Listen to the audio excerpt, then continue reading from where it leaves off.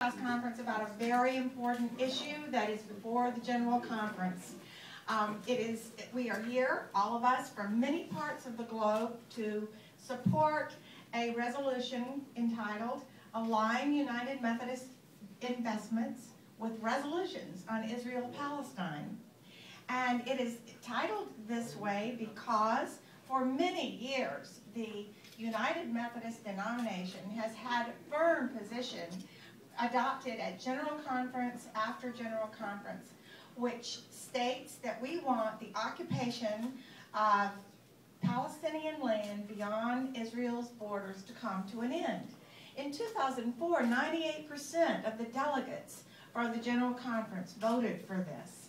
It's an overwhelming stance that the church has repeatedly adopted. Our bishops have written powerful letters to that effect from the Council of Bishops.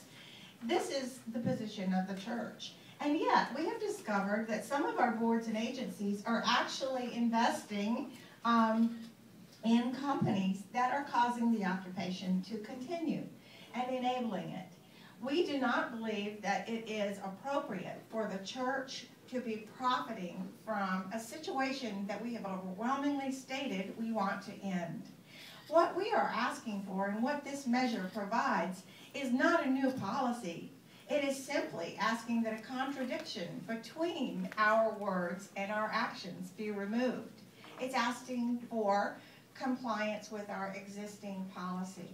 So we are here as people who are responding to the situation in the Holy Land, as many of us have seen it directly, but most importantly, we're responding to a call from Palestinian Christians, members of our own faith community in the Holy Land, who have asked us in a document called Kairos Palestine to begin putting actions behind our words to achieve a just peace.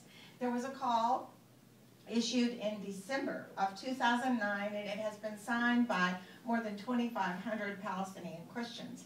And this is the reason we have called our group United Methodist Kairos Response. We represent people from every annual conference and many foreign countries, and these are volunteers who have traveled, most of them at their own expense, to be here and support this.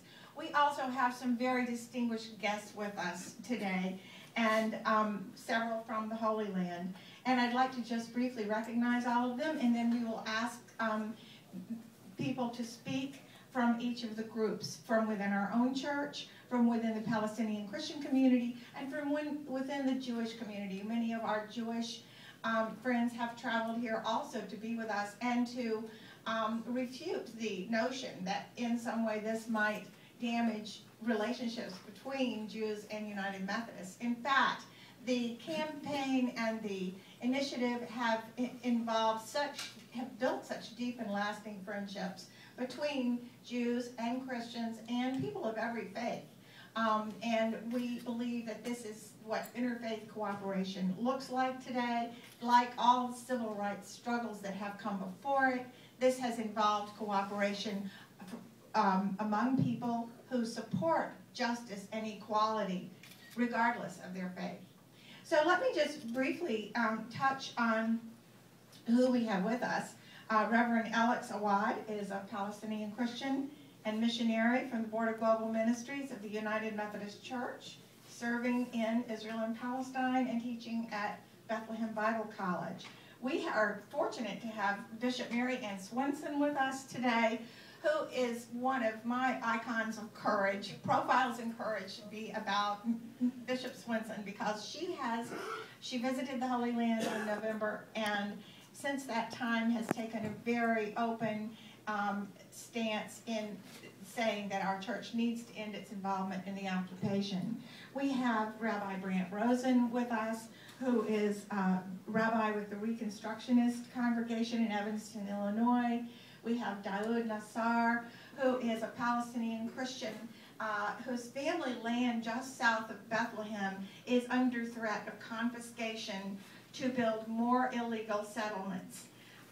We have Dr. Dalit Baum, who is from Israel, and she is a Jewish Israeli who founded the group Who Profits. It's a website which has terrific information on companies that are actively profiting from the occupation.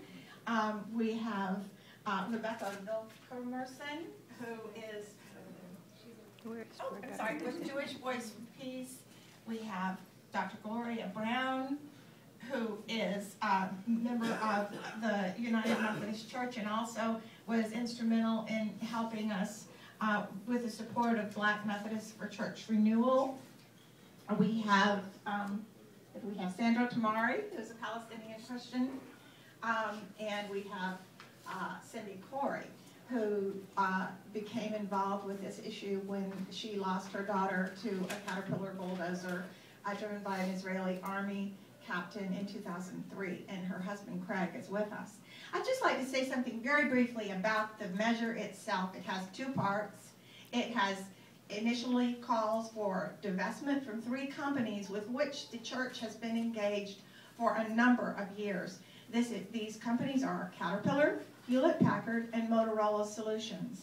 Very briefly, Caterpillar provides its equipment to the Israeli army for use as weapons.